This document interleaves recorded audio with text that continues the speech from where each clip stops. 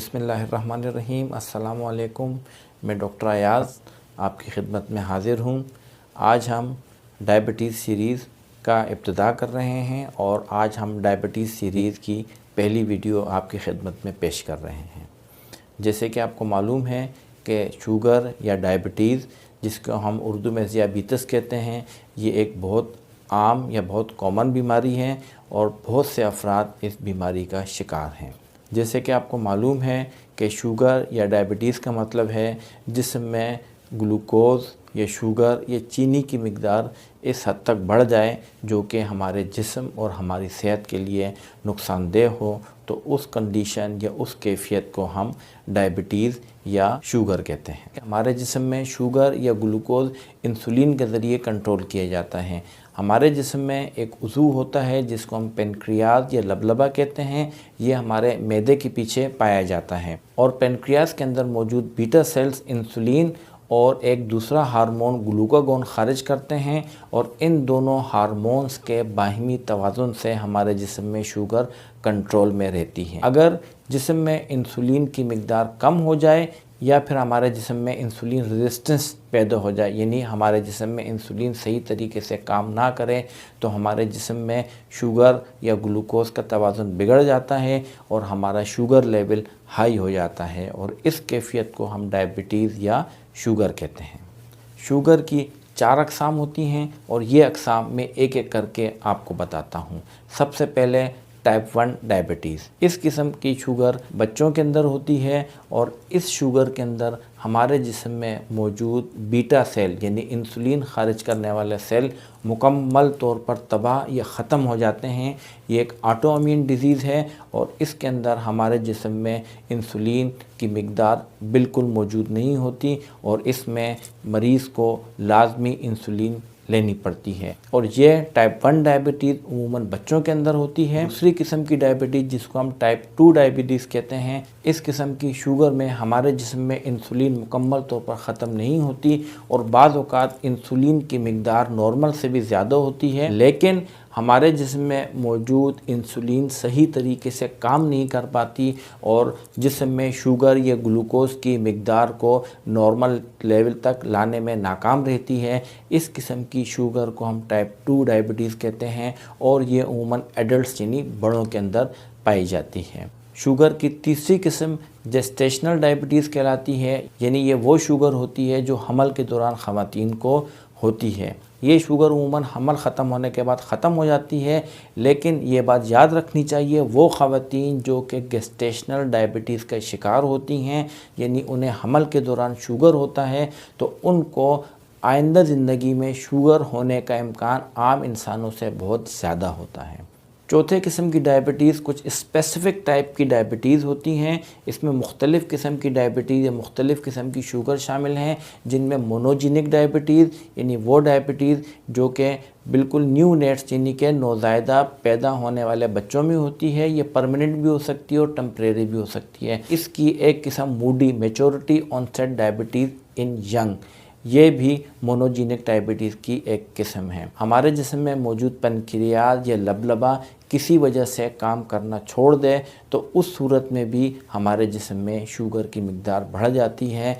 मसलन एक्यूट या chronic pancreatitis, haemochromatosis या हमारे पेनक्रियाज या लबलबे को किसी ट्रॉमा या सर्जरी की वजह से नुकसान पहुँचे या खुदा न ख्वास्ता उसमें किसी किस्म का कैंसर हो जाए, तो उस सूरत में भी मरीज़ शुगर का शिकार हो सकता है। बाज़ अद्वियात मसलन ग्लूकोकोर्टिकोइड्स जो कि उमूमन दमे में या मुख्तलिफ़ एलर्जिक कंडीशन मसलन जिस्म में ख़ारिश वग़ैरह में और दीगर एलर्जिक कंडीशन में इस्तेमाल की जाती हैं, अगर उनका इस्तेमाल डॉक्टर के मशवरे के बग़ैर किया जाए और गलत इस्तेमाल किया जाए तो ये भी हमारे जिस्म में शुगर का बायस बनती है। ये 4 किस्म की डायबिटीज़ या 4 किस्म की शुगर जो मैंने आपको अभी बताई हैं, इनमें सबसे कॉमन या सबसे आम टाइप 2 डायबिटीज़ होती है। 90 से 95% शुगर के मरीज़ों में यही डायबिटीज़ होती है। इस वजह से मैं अपनी इस वीडियो में आपको ज़्यादा टाइप 2 डायबिटीज़ के बारे में ही बताऊँ। टाइप 1 डायबिटीज़ ये जो बच्चों के अंदर होती है और दीगर अक़साम की डायबिटीज़ मसलन जेस्टेशनल डायबिटीज़, मोनोजीनिक डायबिटीज़, इसके बारे में मैं आपको अपनी अगली वीडियोज़ में बताऊँगा। अब मैं आपको डायबिटीज़ यानी शुगर की अलामात के बारे में बताना चाहता हूँ। जैसा कि बहुत से लोगों को मालूम है, वो लोग जो कि शुगर का शिकार होते हैं उनको पेशाब ज़्यादा आता है, प्यास ज़्यादा लगती है और उनका वज़न बहुत तेज़ी से कम होता है। लेकिन ये अलामात टाइप 1 डायबिटीज़ में होती हैं। टाइप 2 डायबिटीज़ में भी ये अलामात हो सकती हैं, लेकिन ज़रूरी नहीं कि हर मरीज़ जिसको टाइप 2 डायबिटीज़ हो इन अलामात के साथ डॉक्टर के पास आए। टाइप 2 डायबिटीज़ में दीगर अलामात भी हो सकती है, मसलन पिंडलियों में दर्द, जिस्म में कमज़ोरी, थकावट, घबराहट वगैरह भी मरीज़ को महसूस हो सकती है। बहुत से ऐसे मरीज़ जो कि मेरी ओपीडी में प्रेजेंट करते हैं या डॉक्टर्स की ओपीडी में आते हैं, अमूमन किसी और तकलीफ़ के लिए आते हैं, लेकिन जब उनका शुगर का टेस्ट किया जाता है तो उनमें शुगर मौजूद होती है। इस वजह से बहुत सारे ऐसे मरीज़ जो कि शुगर के शिकार होते हैं उनमें किसी किस्म की कोई अलामत नहीं होती। अब मैं आपको शुगर की तशख़ीस के बारे में बताता हूँ कि हम शुगर की तशख़ीस कैसे करते हैं। शुगर की तशख़ीस के लिए 3 तरह के टेस्ट करने से शुगर की तशख़ीस मुमकिन होती है।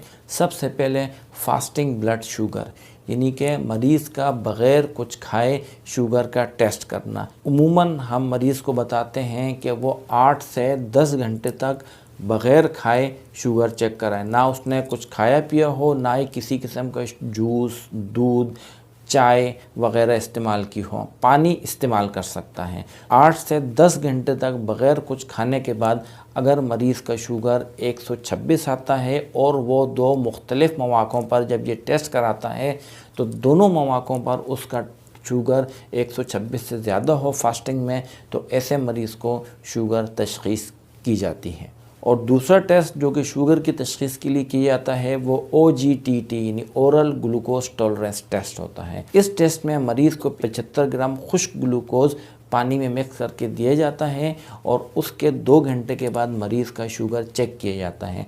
अगर मरीज़ का शुगर 200 से ज़्यादा हो और ये टेस्ट 2 मरतबा दोहराने से ये शुगर का लेवल 200 से ज़्यादा है तो ऐसे मरीज़ों में भी शुगर तशख़ीस कर ली जाती है। तीसरा टेस्ट जो कि शुगर की तशख़ीस के लिए किया जाता है उसको हम ग्लाइकेटेड हीमोग्लोबिन या HbA1c कहते हैं।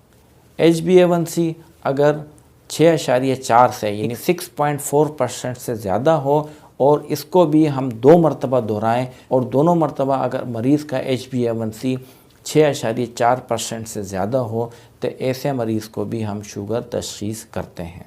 शुगर के लिए अभी मैंने आपको मुख्तलिफ़ टेस्ट बताए हैं। इसके अलावा मैं आपको एक और कंडीशन बताना चाहता हूँ जिसको हम प्री डायबिटीज़ कहते हैं। रिसर्चर्स ने अपनी रिसर्च के दौरान ये बात नोटिस की कि बहुत सारे ऐसे मरीज़ होते हैं जिनका ब्लड शुगर लेवल यानी उनके खून में ग्लूकोज़ की मिकदार नॉर्मल से ज़्यादा होती है, लेकिन इतनी ज़्यादा नहीं होती कि उसको शुगर तशख़ीस हो सके। तो ऐसे मरीज़ों को साइंटिस्ट प्री डायबिटीज़ की कैटेगरी में शामिल करते हैं। प्री डायबिटीज़ क्या होती है, उसको हम किस तरीके से तशख़ीस करते हैं। प्री डायबिटीज़ दरअसल वो कंडीशन होती है या वो कैफियत होती है जिसके अंदर मरीज़ का ब्लड शुगर लेवल नॉर्मल से ज़्यादा होता है लेकिन शुगर होने के लेवल तक नहीं पहुंचता।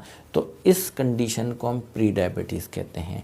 अगर मरीज़ का फास्टिंग ब्लड ग्लूकोज यानी खाने से पहले ब्लड शुगर लेवल 100 और 126 के दरमियान हो तो ऐसी कैफियत को हम प्री डायबिटीज़ कहते हैं। इसके अलावा अगर पोस्ट प्रेंडियल यानी 75 ग्राम ग्लूकोज इस्तेमाल करने के 2 घंटे के बाद अगर टेस्ट किया जाए तो उसका शुगर लेवल 140 और 200 के दरमियान हो तो इस कंडीशन को भी हम प्री डायबिटीज़ कहते हैं। इसके अलावा अगर मरीज़ का HbA1c यानी ग्लाइकेटेड हीमोग्लोबिन 5.7 से 6.4 के दरमियान हो तो इसको भी हम प्री डायबिटीज़ कहते हैं।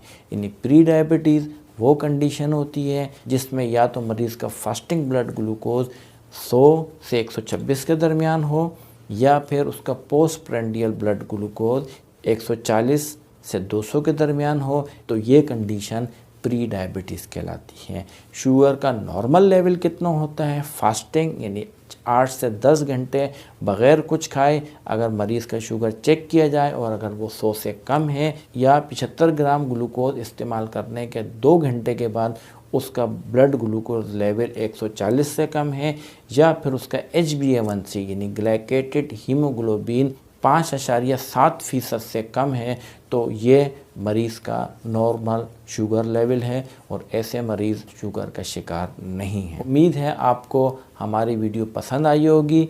अगर आपको किसी किस्म का सवाल पूछना है तो आप कमेंट सेक्शन में पूछ सकते हैं। हमारे चैनल को ज़्यादा से ज़्यादा सब्सक्राइब करें, लाइक करें और शेयर करें, और बेल आइकन के बटन को दबाना ना भूलें ताकि हर नई आने वाली वीडियो बआसानी आप तक पहुंच सकें। आपका बहुत शुक्रिया। अपना ख्याल रखिएगा। अल्लाह हाफ़िज़।